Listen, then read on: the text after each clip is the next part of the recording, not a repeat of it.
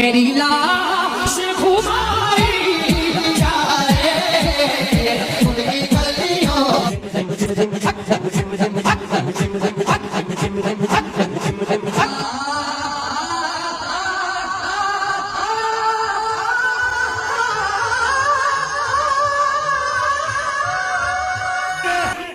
سجاد بھی جیوے سجاد بھی جیوے تیرا بکر جیوے تیرا جعفر جیوے تیرا جاسر جیوے سچ کی ہوتا ہے سچ کی ہوتا ہے بول پانے پانے آزاد مو اچھی جاؤڑی ہاتھ چھتی چھتی چھتی چھتی چھتی چھتی چھتی آجا ڈھونڈ بھاگے میں دل پہ ہاتھ رکھ کر مجھے بتائیں آپ کو یہ کسی بھی زاویے سے نعت لگتی ہے یا اس ادب کی کوئی ایک بھی جھلک نظر آئی جو شایان شان مصطفیٰ نام نامی اسم گرامی صلی اللہ علیہ وسلم کو ادا کرتے ہوئے ہونی چاہیے؟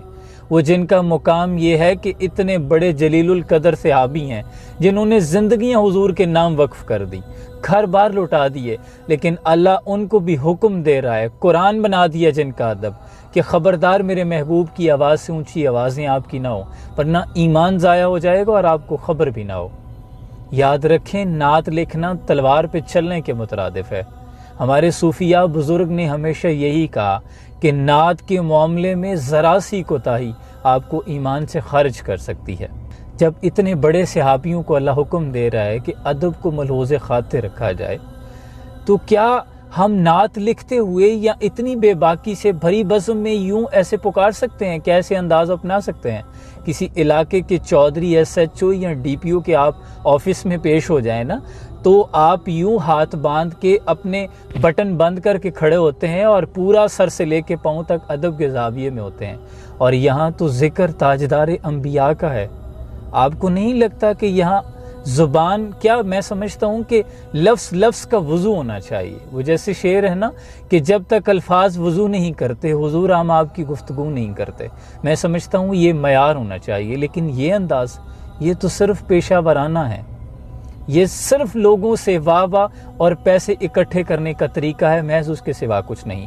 بڑی معذرت کے ساتھ میں بھی چاہتا ہوں کہ حضور کی نعت کی محافل ہونی چاہیے، میں بھی انعقاد کرتا ہوں، لیکن آپ سے یہ گزارش کروں گا خدا را ایسے لوگوں کو بلانے کی بجائے خود بیٹھیں، اپنے بچوں کو ساتھ لے کے، میاں بیوی بیٹھیں، والدین کو ساتھ لے کے بیٹھیں، خود اپنے بچوں کو کہیں کہ آپ نعت پڑھیں، درود پاک کی محافل کیا کریں، جتنا درود پڑھ سکتے ہیں پڑھا کریں، لیکن ایسے لوگوں، پیشہ ورانہ لوگوں سے بچیں۔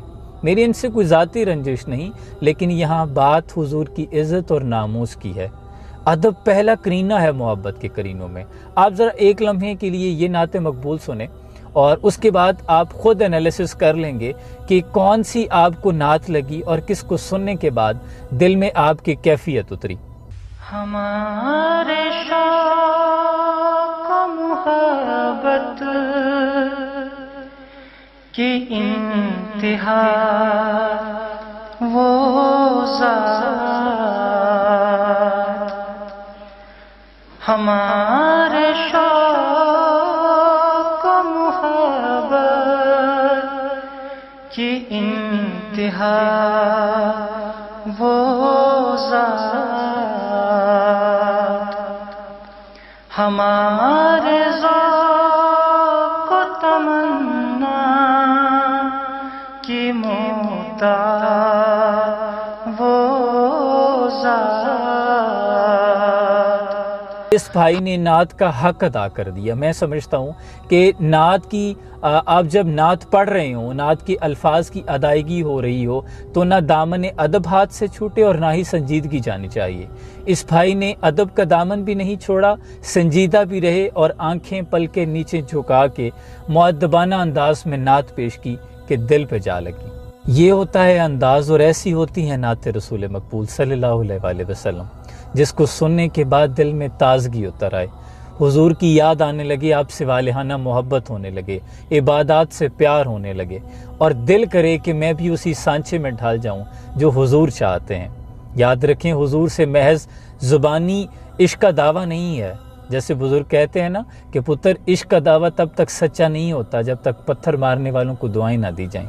تو محبوب سے جب لو لگ جاتی ہے نا، تو تو پھر اپنا آپ تو ختم ہو جاتا ہے. جیسے صوفی شاعر نے کہا نا کہ رانجھا رانجھا کر دی وے میں آپ پہ رانجھا ہوئی, سدونی میں نتی دو رانجھا ہیر نہ آکھے کوئی.